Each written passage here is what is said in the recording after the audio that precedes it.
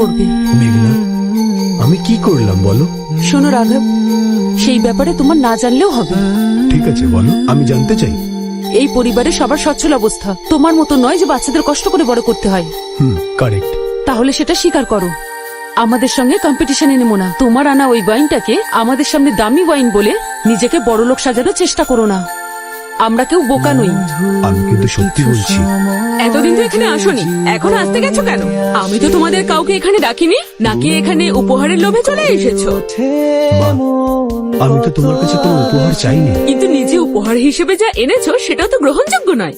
ওইরকম একটা বাজে কোয়ালিটির ওয়াইন এনে তুমি আমাদের অপমান করছো এখানে।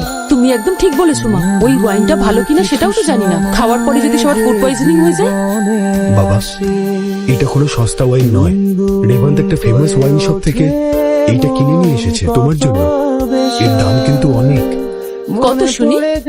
সেটা আমি জানি না, রেবন্ত বলতে পারবে। বারবার নিজেকে এরকম ধনী প্রমাণ করার চেষ্টা করো না। যদি তুমি একটু চেষ্টা করতে তাহলে একটা ভালো ওয়াইন আনতেই পারতে, কিন্তু তোমার ব্যাগটা দেখেই বোঝা যাচ্ছে যে ওটা কতটা সস্তা।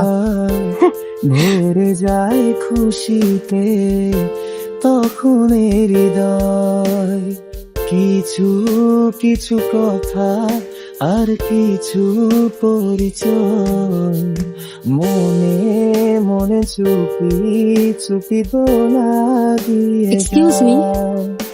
কিছু কিছু কথা আর কিছু Mr. মহেশ, স্ক্যানারটা নিয়ে এসেছি। মনে মনে চুপি চুপি দোলা দিয়ে কেন, এতে কি সমস্যা? যায়। তোমার কি ভয় লাগছে? আমি কেন ভয় পাবো? আচ্ছা, তাহলে আমার সাথে বাজি ধর। কি বাজি? যদি তোর ওয়াইনটা নিম্নমানের বা সস্তা হয়, তাহলে তুই মেঝেতে হাঁটু গেড়ে বসে সবার কাছে ক্ষমা চাইবি। ঠিক আছে, আমি রাজি। রাঘব, কেন এগুলো করছিস বলতো? থাক না। বাবা, তুমি চিন্তা করো না, আমি জানি আমি এই বাজি জিতবো। যাই হোক না কেন তুমি তো হারবে। বেকার কম্পিটিশন করো না। তবে আমার একটা শর্ত আছে। কি শর্ত? যদি তোমাদের ওয়াইনের থেকে আমার ওয়াইনের দাম বেশি হয়, তোমরা কি করবে? তাহলে আমি মেঝেতে হাঁটু গেড়ে বসে সবার কাছে ক্ষমা চাইবো। হ্যাঁ, আমিও তাই করব। এটা ওয়ার্ল্ডের একদম বেস্ট স্ক্যানার।